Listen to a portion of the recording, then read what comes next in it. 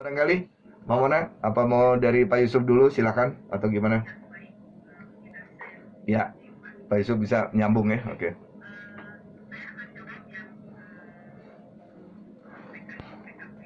Mm-mm.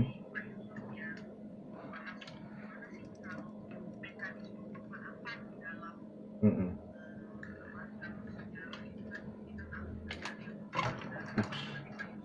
Mm-mm.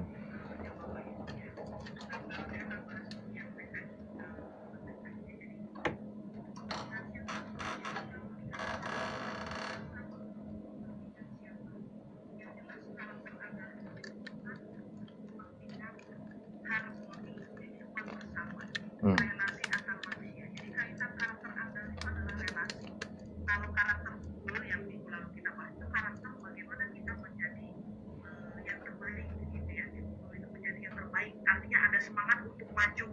Mm.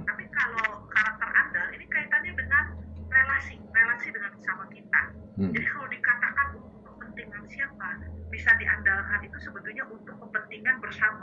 Mm.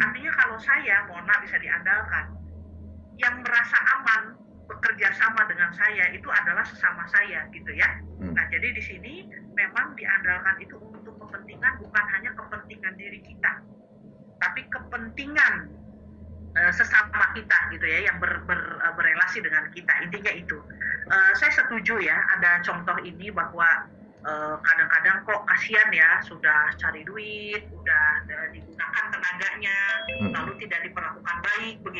Mm. Mm.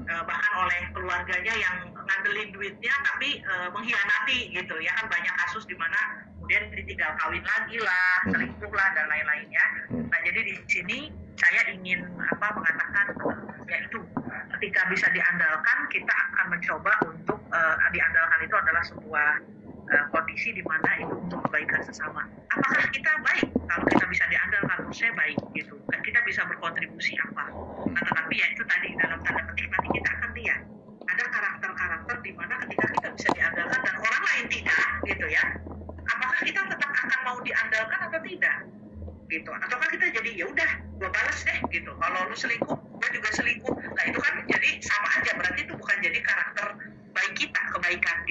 Mm. Mm. Ya, ya. Ya.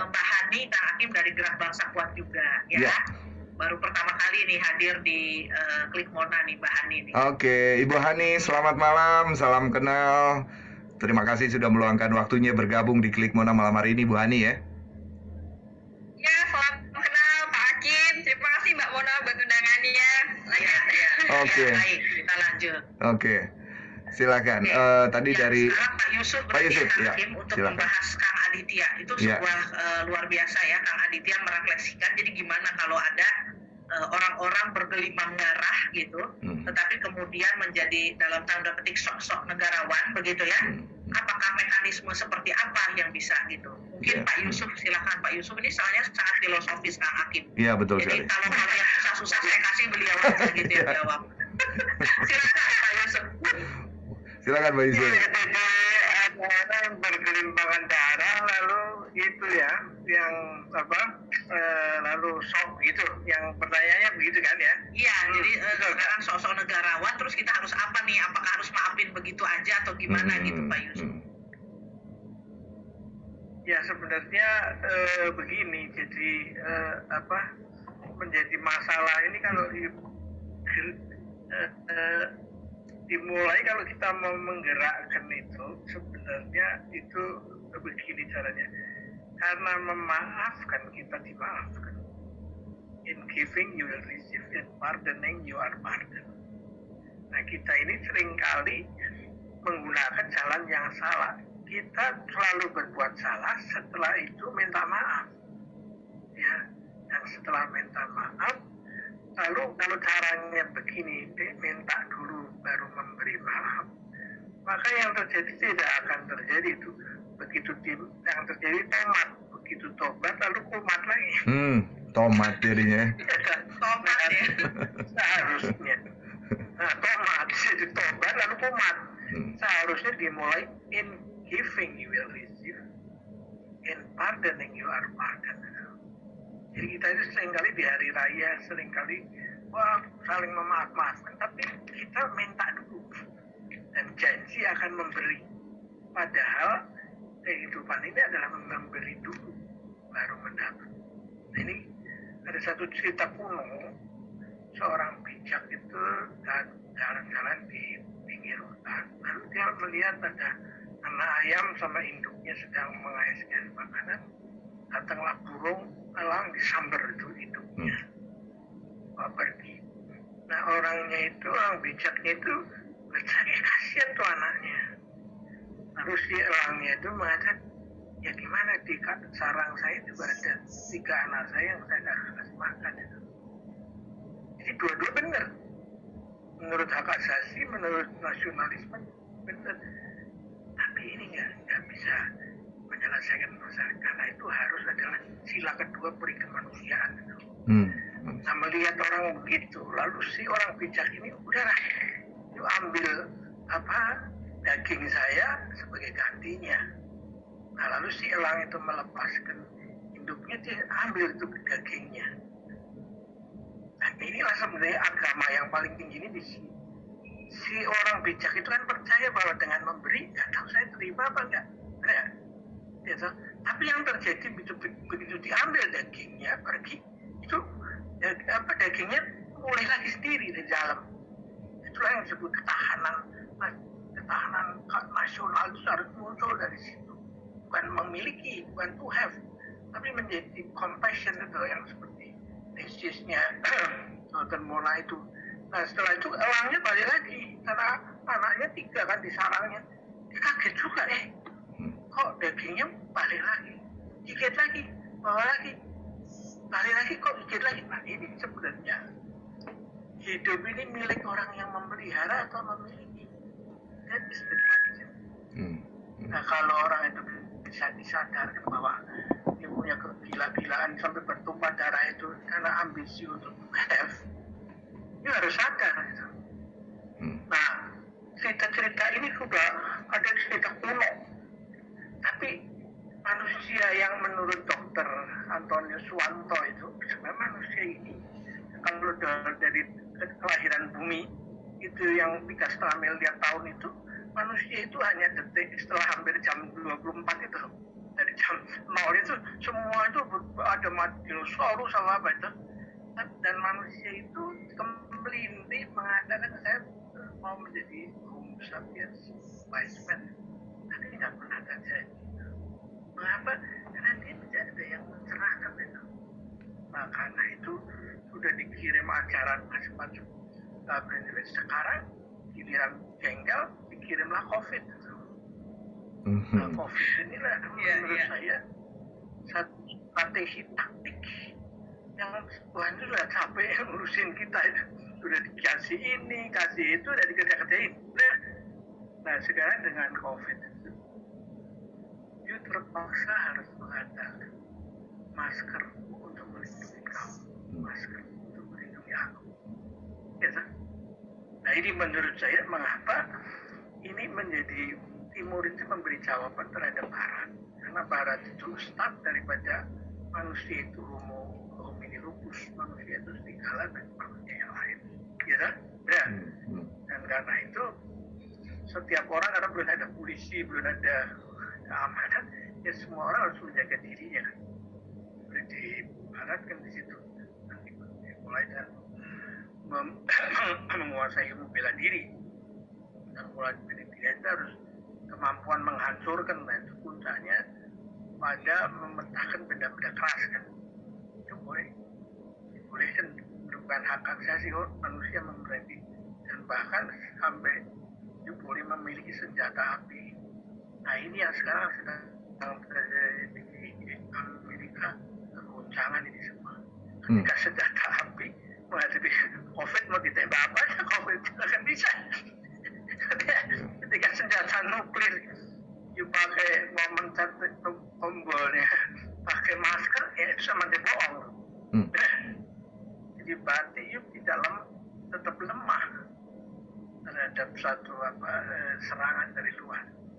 Jadi karena itu to have, itu lebih baik to be. Nah kalau to be ini yang sekarang disebut non itu oleh dokter-dokter disebut non-invasif imunitas itu. Nah, imunitas yang melalui vaksin itu seperti orang bertinju, musuh lawannya dilemahkan dulu kan, benar ya? Terus supaya neokorteks membaca, kayak misalnya lihat mulai menyusut. Tapi si virus ini bisa ganti-ganti terus kan, gitu.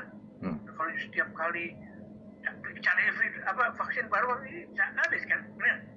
Nah sekarang ini sedang berkembang satu nanti akan diteramahkan kalau sudah ada waktu tanggal 4 September oleh dokter Bambang Darwono, exosome itu, di mana ketahanan itu dimulai daripada diri sendiri, mulai dari sel yang terkecil. Ini penemuan baru. Dokter ada Bambang Darwono itu terlibat dalam penemuan ini secara internasional, hubungannya banyak luas. Jadi saya minta memberi paparan, saya anjurkan kalau itu ya bisa ini, karena ini nanti cocok dengannya sebab karena karakter yang bagus itu harus muncul dari dalam kan, diindoktrinasi kan. Ya, kita indoktrinasi itu sebenarnya hanya spring comes and the grass grow by itself gitu. Bukan seperti rumput yang tiap hari dinaikkan terus tarik-tarik nggak bisa, mati dia. Tapi dia hanya memberi iklim dan tumbuh karakter. Ini bagaimana nih? Makanya saya tertarik pada tesisnya Dr. Mona ini sudah mulai mengarah ke sana. Sebab ilmu yang seperti itu dengan IQ kita nggak pernah, kalau menurut Profesor Tuti Nur Hadi itu, Roseno itu anaknya, ilmu pengetahuan yang diterima sekarang ini, diajarkan sekarang ini, seperti pisau trayeknya cuma ke daging atau ke sayur, tak.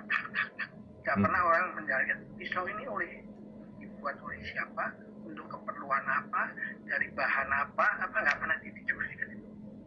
Ketika lalu itu IQ salah, dibikin EQ ya juga karena konsepnya pada self. Ya. Pernah dengar nggak itu cerita ada satu orang wartawan mendapat hadiah Pulitzer karena memotret anak di Afrika itu yang sedang kelaparan, kurus, kering, dan di sebelahnya itu sedang ditunggu oleh binatang pemakan bangkai. Nah itu didapat hadiah Pulitzer kan. Tapi setelah wartawannya itu ditanya, so setelah you ngambil foto itu, apa yang you kerjakan? Apakah you mengusir dan itu binatang dan menolong anak itu? Enggak, dia pergi aja. Dia pulang dan lalu ketika ditanya oleh itu, akhirnya si wartawan ini malu dan akhirnya bunuh diri. Tragisnya itu, karena dia tahu bahwa dia konsepnya itu menjual kesusahan orang itu, bukan solving problem orang lain itu. Nah karena itu kalau konsep seperti di Bandung, di Jawa Barat dengan Siliase, Asa, Wangi, itu menurut saya itu sesuatu yang berbeda dengan EQ itu, gitu. Karena itu dalam sekali.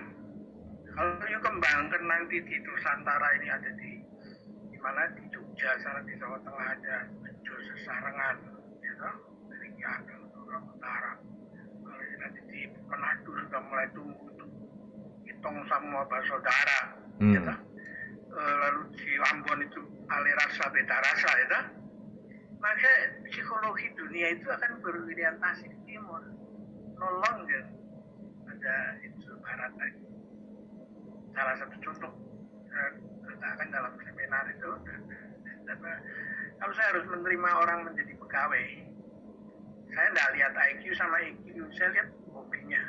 Kalau dia hobinya saman, orang itu gampang diajak kerja sama. Karena apa? Sudah biasa. Soal teknis dilatih aja khusus 1-2 bulan udah ngerti. Kalau orang itu bermain angklung, ya itu pasti lebih gampang diajak untuk kerja sama, untuk berprestasi sama-sama. Tapi kalau orang itu main piano atau main apa seperti orkes di barat, itu kerjasamanya bentuk lain. Itu orang satu piano, di depannya ada partiturnya piano, ini organ sini begini gitu. Jadi beda, dan itu oleh Mang Ujo di Washington itu dibongkar, dan itu bibitnya sudah mulai, tinggal Mona ini mengembangkan. Mang Ujo bilang ada demokrasi Barat yang perwakilan dan diserahkan pada itu sudah nggak bisa lagi dengan medsos sekarang. Yang diperlukan itu demokrasi gamelan atau demokrasi angklung. Karena itu dia bisa kembangkan. Saya sangat satu hari itu tak akan kenalkan pada saya punya webinar yang tiap Jumat itu supaya tren ini bisa masuk, ya kan? Karena sudah selama 3,5 miliar lamanya itu bumi itu hidup dalam gotong royong. Tidak dalam detik-detik terakhir manusia gotong royong tidak habiskan sama sekali. Jadi individualis kan? Dan itulah kira-kira supaya saya mungkin ya ini pendengarnya beda, tapi ya saya hanya mau memberikan kepada yang baru dapat hadiah doktor ini bahwa saya sangat support itu pikiran-pikiran itu, karena itulah pikiran masa depan menurut saya, ya kan? Tinggal itulah, apalagi yang mau bikin compression center apa sih lah, your time itu. Menarik. Bisa lupain itu semua EQ apa segala itu nanti itu hanya menjual kesusahan orang seperti wartawan Pulitzer itu. Ya kan? Ya, baik. Ya. Terima kasih Pak Yusuf sudah menjawab dengan lengkap banget ya Kang Hakim. Betul sekali. Untuk pertanyaan Kang Aditya secara prinsip. Ya. Jadi artinya kita memberi dulu, baru kita meminta begitu ya. Terima kasih. Jadi jawabannya adalah jalan damai. Artinya ya jalan damai itu yang terbaik gitu, bahwa orang bisa melakukan kesalahan, tetapi ketika kita tidak menggunakan kesalahan itu untuk menghancurkan, tapi justru untuk sesuatu memperbaiki gitu ya. Jadi memang disitulah letak kebesaran hati dibutuhkan, gitu ya. Oke, nah semoga negara kita semakin banyak orang-orang yang juga mencintai damai, karena prinsipnya adalah kalau kita bisa katakan ya, kalau darah dibalas darah, tangan dibalas tangan, mata dibalas mata gitu ya. Berakhir dengan kita semua buta, berakhir dengan semuanya mati gitu. Karena semua tidak ada yang tidak salah gitu ya. Nah jadi saya percaya itu, semoga kita lebih damai. Terima kasih Pak Yusuf. Iya Pak Yusuf. Nah itu Kang Hakim. Ya. Silakan dilanjut. Pak Yusuf, walaupun ini kameranya sayang nih, saya dari tadi pengen lihat ini raut mukanya, kelihatan nih Pak Yusuf sini. Nah gitu tadi, mau dipotong nggak enak juga tadi. Oke. Bu Hani barangkali punya pandangan, tadi sempat menyimak juga barangkali punya pandangan lain Bu Hani. Iya Pak Hakim, saya baru join nih juga. Iya. Surprise live ya Bu Mona ya. Saya pikir diskusi kita ini. Selalu on air Sonora setiap hari. Selasa malam. Iya. Jadi mungkin saya cuma bisa berbagi bahwa menurut saya karakter Anda itu dibentuk dari proses yang dihadapi seorang, dari waktu ke waktu, dari lingkungan yang dia ada, dan itu membentuk dirinya. Tapi karakter Anda itu terbentuk memang dari setiap manusia. Kita memiliki potensi tersebut. Jadi gimana kita mengembangkan potensi tersebut? Kembali lagi kepada diri kita dan komitmen kita untuk menjadikan kita pribadi dan memiliki hidup yang bermakna gitu ya. Saya ibu rumah tangga yang pecinta drama Korea nih gitu ya. Ada satu drama Korea yang judulnya Birth of Duty, kisah tentang seorang wanita yang dikhianati oleh suaminya karena badannya gendut sekali. Dia dihina oleh mertuanya, diperlakukan buruk oleh saudara-saudaranya. Tapi dia selalu senang dan sukacita mengerjakan tugasnya dia yang mirip membantu rumah tangga di rumah mertuanya. Satu ketika dia dicelakai oleh suaminya, dan karena dia mengalami kecelakaan itu, dia bisa melihat bagaimana tidak ada rasa duka dari suaminya ketika kehilangan dia. Lalu dia bertekad untuk merubah dirinya. Ya, dia beroperasi lah istilahnya, proses dirinya, olahraga dan sebagainya, sementara pihak keluarganya berpikir dia meninggal. Dia membentuk dirinya begitu rupa untuk siap menghadapi semua tantangan. Dia berlatih, dia berusaha, dia membentuk kepribadian yang tadinya penakut dan pemalu, dia menjadi pemberani dan bisa bicara. Dan dari proses semuanya itu akhirnya dia bisa menghadapi kenyataan, berhadapan langsung dengan orang-orang dari masa lalunya, dan bisa memutuskan untuk memulai sebuah kehidupan baru gitu ya. Nah, jadi saya yakin bahwa andal yang saya kenal dan pahami itu terbentuk dari lingkungan kita. Kita di situ dibangun untuk menjadi orang yang bagaimana ketika kita yang tadi dikatakan merasa marah kepada orang lain lalu membalas kemarahan tersebut, setuju, ketika mata balas mata maka dunia akan menjadi buta gitu ya. Jadi bagaimana kita mengembangkan diri kita menjadi orang yang andal dan tangguh itu dengan bentuk diri kita sendiri sesuai dengan apa yang menjadi harapan kita di masa depan. Gitu. Kalau misalnya dicelontehkan jadi kayak gini kali ya. Kalau kita ke Bandung maka minum cendol Bandung itu kan pakai nangka ya Pak Hakim ya. Ya, betul. Itu diminumnya itu paling enak kalau waktu kita dahaga banget ya gitu. Jadi dengan kondisi bangsa kita yang seperti ini, bagaimana kita bisa beradaptasi di era new normal ini gitu kan? Ya jawabannya kita harus berkarakter andal tersebut gitu. Ya, betul. Terima kasih. Wah, menarik nih Bu Hani nih. Lengkap nih. Lengkap nih benar. Drama Korea Bu Mona. Jadi drakor itu nggak melulu bikin orang meleleh dan tidak baik, tapi justru banyak juga sisi positifnya juga lah, begitu ya Bu Hani ya. Oke, baik, ini sebentar saya cek dulu ya Mbak Mona beberapa interaksi yang mudah-mudahan nggak terlewat. Oh ya, sedikit dari Kang Ditya, kejahatan terhadap kemanusiaan, gelimang korban tidak berdosa menjadi residu di pinggiran sejarah negeri melenggang bersama di jalan euforia seremonial Independence Day, the bloody ground in my country. Aduh, ada ya, itu dari Kang Aditya sedikit saja. Ya, Mbak Mona, kita nggak sekerasin sudah di penghujung juga rupanya ya. Kita. Nah, mungkin bisa digabung dan juga mungkin bisa jadi closing juga barangkali Mbak Mona ya. Ya, baik, Kang Hakim dan sahabat Sonora, saya ingin coba menggabungkan gitu ya, meresumkan apa yang sudah inti-intinya. Ya, betul. Tadi kita memang kalau kita mengatakan karakter andal berarti dapat dipercaya, dan karakter andal itu sangat dibutuhkan dalam relasi ya, interaksi dengan sesama. Bagaimana kita dapat dipercaya dan bisa mempercayai, karena itu adalah dasar, trust atau kepercayaan adalah dasar dari semua perjanjian kerjasama ya. Kepercayaan itu adalah rohnya gitu ya, menjadi dasarnya. Lalu karakter andal itu membutuhkan bahwa ada 3 hal yang bisa dipenuhi. Pertama, seseorang itu supaya bisa diandalkan dan mengandalkan orang lain harus bisa menghargai orang lain ya.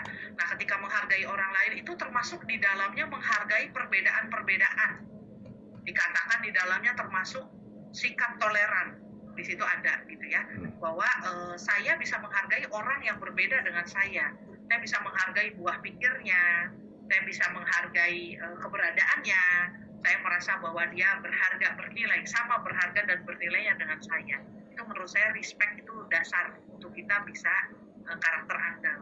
Lalu yang kedua, orang yang bisa dikatakan punya karakter andal itu memiliki tanggung jawab sosial.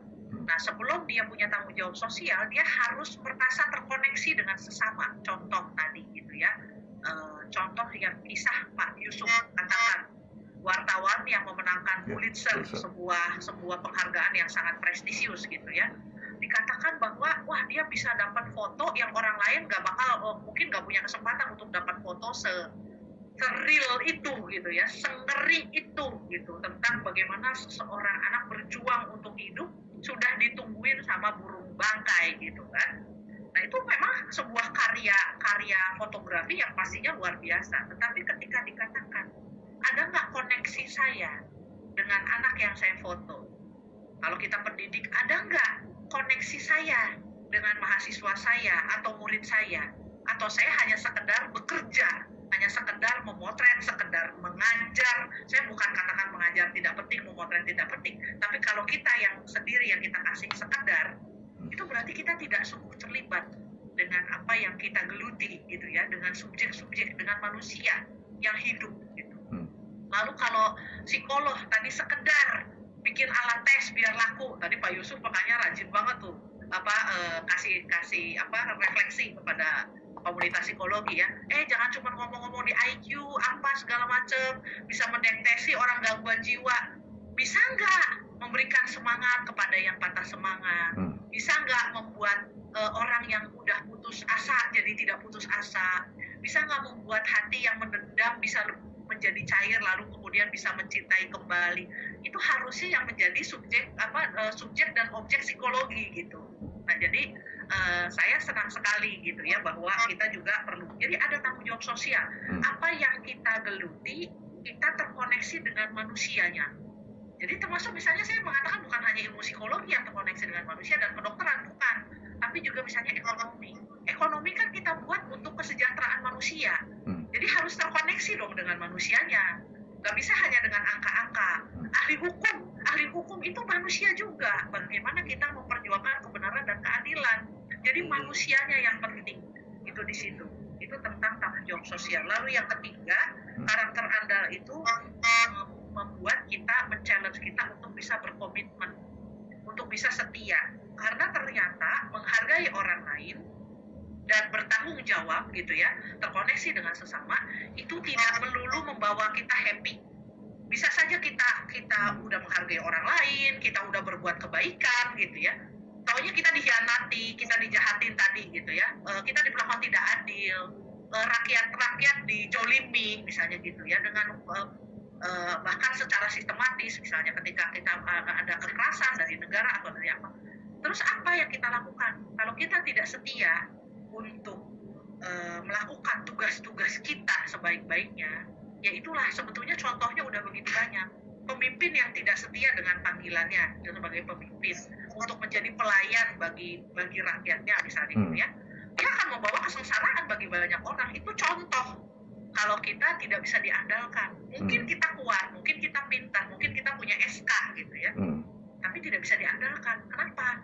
Kamu menyakiti orang lain. Jadi ujung-ujungnya karakter andal itu mengatakan, ini manusia loh gitu ya, apakah kamu bisa diandalkan untuk oleh sesama manusia, dan apakah kamu bisa mengandalkan manusia? Karena saya bertemu dengan banyak remaja, banyak anak maupun orang tua yang punya pengalaman. Semua kita pernah punya pengalaman dikecewakan oleh sesama kita ya, entah oleh siapa gitu ya, dikecewakan lah intinya. Ada orang yang harusnya kita bisa andalkan ternyata tidak bisa, ada guru yang harusnya kita bisa bertanya tapi guru itu malah merendahkan kita misalnya gitu ya, misal. Pasti kita punya pengalaman kecewa, tapi pengalaman kecewa itu tidak membuat kita jadi tidak percaya manusia sama sekali misalnya gitu ya. Nah jadi di situ karakter andal saya berharap kita betul-betul bisa mendalami begitu Kang Akim. Kalau dari saya sih itu, kalau penerapannya dalam keluarga, Pak Iwan gitu ya selalu mengatakan, kalau ngomongin karakter, kita memang butuh teladan. Gitu ya. Jadi teladan, bagaimana kita teladan untuk orang yang bisa diandalkan. Pengalaman anak bisa mengandalkan orang tuanya menjadi kayak semacam acuan. Oh, ketika nanti saya besar, saya merawat keluarga dan anak-anak saya juga perlu itu diandalkan. Tapi kalau amit-amit nih, orang tuanya nggak bisa diandalkan, orang tuanya nggak benar misalnya ya, banyak orang tua nggak benar, bukan cuma anak nggak benar ya Kang Akim ya. Paling nggak saya tahu betapa diperlakukan tidak benar itu tidak enak. Berarti kalau saya punya keluarga, saya pengen saya bisa diandalkan, jangan seperti orang tua saya misalnya. Itu Kang Akim. Jadi memang keteladanan, latihan dan pendidikan terus-menerus untuk pengembangan karakter, termasuk karakter andal. Itu Kang Akim. Yang pasti jangan pernah bosan juga orang tua untuk terus menanamkan nilai-nilai itu tadi ya, untuk pembangunan karakter andal ya. Jadi tidak bisa sekaligus insan ya, harus telaten juga lah gitu ya. Orang tuanya jangan putus asa juga lah gitu ya. Baik, karena waktu juga kita harus akhiri. Bagaimana ya, Bu Hani, Pak Yusuf, terima kasih banyak sudah bergabung. Teman-teman dari komunitas Gerak Bangsa Kuat. Mudah-mudahan next nanti minggu depan ya barangkali bisa masih bergabung ya. minggu depan terakhir kita akan membahas tentang karakter bangsa kuat Indonesia bangsa kuat ini untuk karakter tangguh ya Kang Hakim ya. Betul sekali. Nanti masih dengan gerak bangsa kuat. Ya, baik. Mama terima kasih Bu Hani, Pak Yusuf. Tetap sehat, salam buat keluarga. Sampai ketemu lagi pekan depan ya. Ya, terima kasih. Selamat malam, sahabat Sonora. Sampai ketemu. Lalu Teh Ivo, terima kasih untuk puisinya. Oh iya, biasa. betul sekali. Tetap membuat puisi untuk menggugah. Ya, betul. Karena siapapun Anda, sahabat Sonora, tetap bisa berperan. Yuk ciptakan karakter lewat perannya masing-masing lah, begitu ya. Mulai dari perannya masing-masing. Maka sekali lagi terima kasih Bu Hani, Pak Yusuf. Sampai ketemu lagi ya. Sehat selalu. Ya, terima kasih. Selamat malam, sahabat Sonora. Ya, dan sama-sama. Selamat malam. Selamat malam, Bu Hani. Terima kasih. Ya, demikian sahabat Sonora. Ya, terima kasih yang sudah bergabung di Klik Mona malam hari ini. Dan mohon maaf barangkali ada yang belum terbalaskan atau mungkin terjawab ya, terbahas di SMS ataupun WhatsApp. Kita ketemu lagi di Klik Mona Selasa pekan depan. Saya Hakim sign out. Makin sukses untuk Anda. Tetap sehat ya.